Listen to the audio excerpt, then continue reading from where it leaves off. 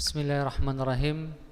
Assalamualaikum warahmatullahi wabarakatuh. Innal hamdalillah nahmaduhu wa nasta'inuhu wa nastaghfiruh wa na'udzu billahi min shururi anfusina wa min sayyiati a'malina. Man yahdihillahu fala mudilla lahu wa man yudlil fala hadiya lahu. Asyhadu an la ilaha illallah wa asyhadu anna Muhammadan abduhu wa rasuluhu la nabiyya ba'd. Qala Allah ta'ala fil Qur'anil Karim, ya ayyuhalladzina amanu taqullaha haqqa tuqatih wa la tamutunna illa wa antum muslimun, amma ba'd. Ma'asyiral muslimin rahimani wa rahimakumullah. Marilah pertama kali yang kita lakukan adalah selalu bersyukur kepada Allah Subhanahu wa taala yang dengan limpahan rahmatnya kita masih terus bisa melakukan berbagai macam amal saleh dan ketaatan di hari-hari Ramadan yang penuh berkah dan kebaikan ini. Sungguh kita semua yang di sini merupakan orang-orang yang Allah beri kesempatan, orang-orang yang terpilih. Banyak dari saudara-saudara kita, rekan-rekan kita, mungkin bahkan tetangga kita yang dulu kita kenal, beberapa hari sebelum Ramadan kemarin Allah panggil, sehingga mereka tidak bisa menikmati Ramadan. Bahkan Ramadan merupakan hari yang dikatakan dalam beberapa riwayat, kalau seandainya orang meminta dihidupkan kembali, dia akan memilih di waktu Ramadan. Ma'asyiral muslimin rahimani wa rahimakumullah. Salah satu wujud nyata kita bersyukur kepada Allah masih diberi kesempatan untuk mengalami atau melewati bulan Ramadan adalah kita harus bisa memaksimalkan waktu kita di Ramadan untuk bertakarrub dengan Allah Subhanahu wa taala. Mari kita jadikan Ramadan tahun ini lebih spesial, lebih indah dari Ramadan-Ramadan sebelumnya. Ikhwatul iman, a'azallahu wa yakum. Pasti hal yang sangat urgen dan harus, kalau kepengen menghidupkan Ramadan, ya kita ngelihat bagaimana Rasulullah, ya kita ngelihat bagaimana para sahabat menghidupkan Ramadan, sehingga kita punya acuan atau arahan, sehingga waktu Ramadan kita tak terbuang sia-sia, sehingga kita bukan termasuk orang yang dikatakan Rasulullah dalam doanya, celakalah orang yang mendapati Ramadan dan tidak memiliki uzur syar'i apapun, namun sayang sekali dosa-dosanya tak terampuni. Hal seperti itu diaminkan oleh malaikat Jibril alaihissalam. Ikhwatul iman, a'azallahu waikum. Jadi memang sungguh terlalu bagi siapapun dari kaum muslimin dan muslimat yang menyia-nyiakan kesempatan berRamadan, yang menyia-nyiakan kesehatan di Ramadan. Ikhwatul iman, a'azallahu waikum, ya. Dan salah satunya yang paling khas di Ramadan adalah puasa itu sendiri. Bahkan ketika Rasulullah mengabarkan berita gembira akan kedatangan bulan Ramadan dengan pahalanya yang bermacam-macam, ada pembebasan dari siksaan api neraka, setan dibelenggu, ya, pintu surga dibuka, pintu neraka ditutup. Tapi awal kata atau hal pertama yang disampaikan Rasulullah adalah faradallahu alaikum siyamahu. Allah mewajibkan puasa di bulan ini. Jadi bagaimana sebisa mungkin kita melaksanakan ibadah puasa, dan ibadah puasa itu bagus, tidak rusak, sehingga kita menuai atau memanen pahala min bighairi hisab, tak terhingga, tanpa batas. Ikhwatul iman, a'azallahu wa yakum. Kalau kita melihat kembali bagaimana Rasulullah SAW di bulan Ramadan, ya sungguh sangat luar biasa ya. Ramadan itu ibarat bulan serius, bulan perjuangan, ya. Bulan di mana Rasulullah SAW itu memperbanyak doa. Itu bulan Ramadan. Bahkan Aisyah mengatakan, kana yuhibbu iktsaru du'a, atau kama qala fi riwayat, ya. Rasulullah SAW suka memperbanyak doa, sering menengadahkan tangan dan berdoa kepada Allah dibanding bulan-bulan ini, yaitu di Ramadan. Maka dari itu ikhwatul iman, Ini juga merupakan hal yang sangat penting bagi kita untuk diperhatikan, bahwasanya ketika kita berpuasa itu merupakan saat doa kita mustajab. Dalam sebuah hadis Rasulullah SAW mengatakan, ya, Inna lillahi fi kulli yaumin utaqa minan nar fi syahri Ramadan. Bahwasanya Allah Subhanahu wa taala akan mengeluarkan nama-nama, mungkin bahasa kita sekarang seperti SK ya. Dalam SK kan ada nama-nama gitu ya. Setiap harinya Allah akan mengeluarkan seperti daftar nama-nama orang yang Allah takdirkan mereka terbebas dari siksaan api neraka fi syahri Ramadan, dan itu setiap hari di bulan Ramadan. Puncaknya nanti adalah di malam Lailatul Qadar. Wa inna likulli muslim da'watan yad'u biha. Sedangkan seorang muslim yang sedang berpuasa di Ramadan ini memiliki kesempatan doa yang fayastajibu lahu, yang dimana doanya itu mustajab, Allah menjawab doanya. Jelas selama doa kita tidak mengandung unsur kemaksiatan, selama dosa kita tidak mengandung hal-hal yang memutuskan tali silaturahmi, maka niscaya doa kita termasuk yang mustajab. Ma'asyiral muslimin rahimani wa rahimakumullah. Jadi hal pertama yang mungkin terkadang kita sepelekan adalah berdoa di saat puasa. Dan puncaknya adalah ketika detik-detik menunggu buka puasa. Yang terkadang kita lalai dengan berbagai macam hidangan dan minuman segar yang sudah dihidangkan di depan kita, nunggu berapa menit lagi kita sibuk menata mana minuman yang kita minum dulu, mana makanan yang kita makan dulu. Padahal satu hal yang lebih penting yaitu kita mengangkat kedua tangan dan berdoa kepada Allah Subhanahu wa taala. Meminta segala apa yang ingin kita minta. Ikhwatul iman rahimani wa rahimakumullah. Hal kedua, Rasulullah SAW di banyak riwayat juga disebutkan setiap malam beliau berazam meniatkan puasa untuk esok harinya. Jadi sebelum tidur kita meniatkan diri untuk melakukan ibadah puasa di esok harinya. Walaupun memang ada beberapa pendapat ulama yang mengatakan cukup niat puasa Ramadan di malam pertama Ramadan. Ada yang mengatakan seperti itu. Namun alangkah baiknya kalau kita memang meniatkan di setiap hari di bulan Ramadan. Ikhwatul iman a'azallahu aikum. Hal lain yang tidak pernah Rasulullah tinggalkan adalah sahur. Ya mungkin di antara kita di sini ada yang kuat nggak makan sahur ya. Ya, teman-teman yang anak muda, mahasiswa yang kuat nggak makan sahur. Biasa aja saat malah kalau bangun sahur itu pusing makan nasi mual ya. Bagaimana caranya kita tetap makan sahur? Ya nggak usah makan nasi, makan buah, makan kurma, makan roti. Intinya dia makan dan atau minum, melakukan yang namanya sahur, menyantap hidangan di waktu sahur. Pertama itu sunnah, yang kedua didoakan malaikat, yang ketiga menyelisihi puasanya orang-orang kafir. Karena sebagian agama di luar sana juga punya syariat puasa, cuman caranya berbeda. Salah satunya adalah ciri khas mereka tidak punya ritual ibadah makan sahur. Kita ada. Maka dari itu jangan pernah tinggalkan makan sahur walaupun minum 1 gelas air putih ya. Sekedar air putih tetap. Itu merupakan wujud kita menghidupkan amal ibadah sahur. Nah, ikhwatul iman a'azallahu.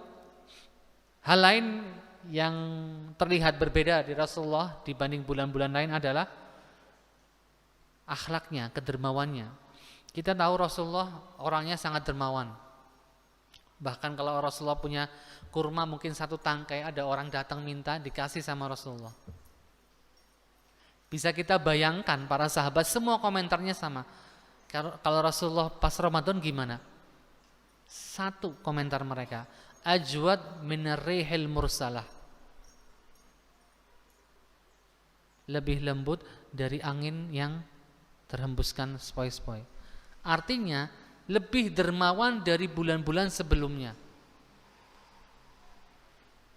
lebih gampang sedekah, lebih gampang berbagi daripada bulan-bulan sebelumnya. Mungkin diantara kita ada yang biasanya sedekah mungkin hanya hari Jumat pas masuk ke masjid ya, khususnya yang laki-laki misalnya masukkan kotak amal.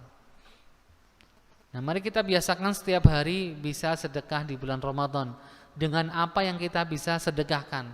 Enggak harus nominal uang. ya, benda lain atau makan dan lain sebagainya. Intinya setiap hari kita harus bersedekah. Kita berusaha mewujudkan di hadapan diri kita dan di hadapan Allah Subhanahu wa taala bahwasanya kita bisa lebih baik dari bulan sebelumnya. Karena sekali lagi Bapak Ibu, Ramadan itu bulan penuh keseriusan bagi Rasulullah. Bulan yang penuh dengan ibadah, bulan yang penuh dengan doa. Ya. Ya kalau kita doanya oke, tarawihnya oke, tapi bukbernya juga oke ya Pak. Ikhwatul iman a'azallahu wa iyakum, ya. Kemudian hal lain Ramadannya Rasulullah SAW adalah beliau ya, ini sangat mengutamakan, memprioritaskan agar umatnya, para sahabatnya itu melakukan ibadah puasa itu sempurna.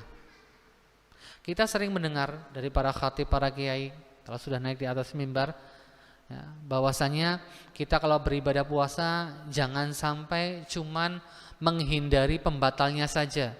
Kalau menghindari pembatalnya saja, insya Allah anak-anak SD ngerti. Tapi di atas anak SD sudah nggak boleh seperti itu. Gimana caranya puasa kita sempurna? Contoh misalnya dalam sebuah riwayat Rasulullah menegaskan, rubbas shaim hadzuhu min siyamihi al-ju' wal 'atas. Mungkin saja ada orang yang berpuasa namun dia hanya mendapatkan pahala lelah, lapar, dahaga. Sekedar menggugurkan kewajiban. Tapi pahala puasa yang ajruhum bi ghairi hisab enggak dapat. Yang pahalanya luar biasa tak terhingga enggak dapat. Bahkan dalam riwayat lain sering disebutkan juga oleh para khatib, para ustadz ya, semua amal ibadah akan dilipat gandakan sesuai rumus yang berlaku. Dari 10 kali lipat sampai 700 kali lipat. Kecuali puasa. Allah mengecualikan puasa Bapak Ibu. Wa ana ajzibi, saya sendiri yang, maksudnya Allah sendiri yang akan membalasnya. Para ulama menggarisbawahi bahwa puasa itu pahalanya enggak ada batasannya. Kalau amal ibadah lain dikali lipat gandakannya ada rumusnya, tapi kalau puasa enggak ada. Langsung dari Allah Subhanahu wa taala. Maka tak heran ikhwatil iman ketika kita mendengar salah satu hadis Nabi Muhammad SAW yang bunyi redaksinya, ada dua hal yang bisa membela kita di persidangan kelak yaumul qiyamah. Kita kalau punya kasus sidang di pengadilan, mungkin kita butuh pengacara ya, kita bayar pengacara. Kelak di yaumul qiyamah siapa yang mau kita bayar untuk membela kita? Tapi Rasulullah menegaskan Al-Qur'anu wassiyam yashfa'ani, bahwasanya Al-Quran dan puasa bisa membela, bisa memberi syafaat bagi orang tersebut. Al-Quran akan berhujjah, akan berargumen di hadapan Allah. Ya Allah, tuh orang siang-siang berusaha membaca aku, malam-malam berusaha membaca aku, setiap ada kesempatan berusaha membaca. Satunya lagi puasa bilang, ya Allah, ini siang hari sudah menahan lapar dan haus, menahan emosi dan lain sebagainya, hanya karena kepengen ibadah puasanya sempurna. Ya Allah, lindungilah dia dari api neraka. Dua hal ini yang akan bisa membela kita kelak di yaumul qiyamah. Maka dari itu di bulan Ramadan ini kita juga harus benar-benar spesial terhadap dua hal ini, Al-Quran dan puasa. Gimana caranya puasa kita nggak rusak? Kita sudah tahu hal-hal yang merusak puasa, seperti al-laghu wal rafath, ya, kata-kata yang sia-sia, kata-kata kotor, ya, hal-hal yang, apalagi naudzubillah ya, ada sebagian kalangan sampai berani meninggalkan sholat hanya karena puasa. Ini jelas merusak puasanya. Ya, ibaratnya dia merusak sebuah tugas, membakar, merobek kertas itu. Enggak ada artinya. Ketika berpuasa justru seseorang harus bisa menghindari maksiat. Sama saja ketika orang sedang berpuasa melakukan hal-hal mubah boleh. Maaf, di sini mubah dalam konteks bahasa fikih ya. Mubah artinya sesuatu yang dibolehkan. Kita boleh melakukan sesuatu yang dibolehkan. Tapi kalau berlebihan sampai melalaikan ibadah-ibadah yang lain, ya percuma mubazir. Seperti tidur misalnya. Ya tidurlah, istirahat tidur. Tapi kalau tidurnya sampai sebelum zuhur, sampai mendekati asar, bangun 2:30 sholat zuhur di akhir waktu, habis itu nungguin asar, ya, Sholat asar lah, habis itu apa? Tidur lagi atau enggak jalan-jalan entah kemana. Qur'annya mana, istighfarnya mana, doanya mana. Ini salah satu fenomena yang terkadang ya, kita lalaikan. Kita ngelihat kadang anak-anak kita seperti itu, atau bahkan saudaranya dibiarkan. Padahal itu yang merusak puasa. Ikhwatul iman a'azallahu wa ikum. Jadi mari kita bisa lebih serius di Ramadan dibanding bulan-bulan yang lain. Karena Rasulullah menunjukkan keseriusan di bulan ini dibanding bulan-bulan yang lain. Ikhwatul iman a'azallahu wa ikum. Riwayat lain juga kembali ditegaskan oleh Rasulullah SAW, man lam yada' qawla zur wal amala bihi falaysa lillah hajah fi an yada'a ta'amahu wa syarabahu. Barang siapa yang berpuasa tapi masih suka bohongin atau ngebully orang atau menghujat orang, apalagi di media sosial ya kan, kita gampang sekali komentar-komentar ya. Wal amala bihi, ya, termasuk beramal dengan amalan yang keji atau amalan yang berbentuk dosa, maksudnya manipulasi data atau kebohongan-kebohongan lain. Falaysa lillahi haja fi an yada'a ta'amahu wa syarabahu. Maka Allah tidak akan memberikan dia kecuali pahala lapar dan haus. Dia nggak bisa mendapatkan pahala puasa yang begitu luar biasanya. Padahal ikhwatul iman a'azallahu, puasa bisa menjauhkan kita pertama dari siksa api neraka. Puasa dikatakan dalam hadis Rasul juga junnah, artinya tameng. Di dunia tameng kita dari maksiat, di akhirat tameng kita dari neraka. Jadi ikhwatul iman a'azallahu, mari kita indahkan Ramadan tahun ini dengan bisa memperbaiki hubungan kita dengan Al-Quran ya. Kita hidupkan Al-Quran di setiap sholat-sholat sunnah kita ya. Mungkin saat malam hari atau ketika qiyamul lail, di saat-saat senggang kita. Yang kedua, puasa kita. Sebisa mungkin kita melakukan amal ibadah puasa, tidak melakukan atau tidak mendekati hal-hal yang merusak kesempurnaan pahala puasa. Dengannya insya Allah setelah melewati bulan Ramadan, kita akan mendapatkan predikat la'allakum tattaqun. Itulah tujuan utamanya disyariatkannya puasa. Terkadang ada yang bertanya, saat Ramadan, saat di soft pertama, setelah Ramadan nggak pernah ke masjid, masjidnya cuma sholat Jumat aja.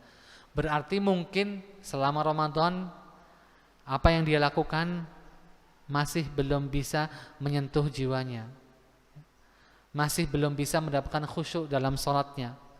Dan ikhwatul iman, sekali lagi, kalau orang sudah mendapatkan tujuan la'allakum tattaqun, berarti setelah Ramadan amal ibadahnya itu lebih baik dari sebelum Ramadan. Takarannya seperti itu ya. Dan ini merupakan target yang berat bagi kita semua. Maka dari itu kita harus target, punya tujuan, siapkan strategi dan target. Kalau saya contohkan kepada anak-anak, kalau pengen khatam 1 kali, maka setiap habis sholat fardu minimal baca Al-Quran 2 lembar. Kalau kepengen 2 kali khatam dalam bulan Ramadan, ya 4 lembar. Kepengen 3 kali, ya 6 lembar. Seperti itu. Jadi nggak cuma berkhayal kepengen khatam sekian kali, tapi kita nggak punya tujuan. Nggak ada salahnya lah bagi kita yang sudah dewasa punya tabel ya, sudah sedekah, mengingatkan kita saja. Sudah silaturahmi atau sudah melakukan hal-hal kebaikan yang lain, sudah 1 juz atau sudah 2 juz, tidak ada masalah. Mengingatkan, itu bentuk keseriusan kita kepengen mendapatkan pahala yang luar biasa di bulan Ramadan. Ma'asyiral muslimin rahimani wa rahimakumullah, itu yang bisa saya sampaikan tentang bagaimana keseriusan Nabi dalam menghidupkan Ramadan. Semoga Allah Subhanahu wa taala menerima amal ibadah kita di bulan Ramadan tahun ini. Aqulu qouli hadza wa astaghfirullah li wa lakum. Assalamualaikum warahmatullahi wabarakatuh.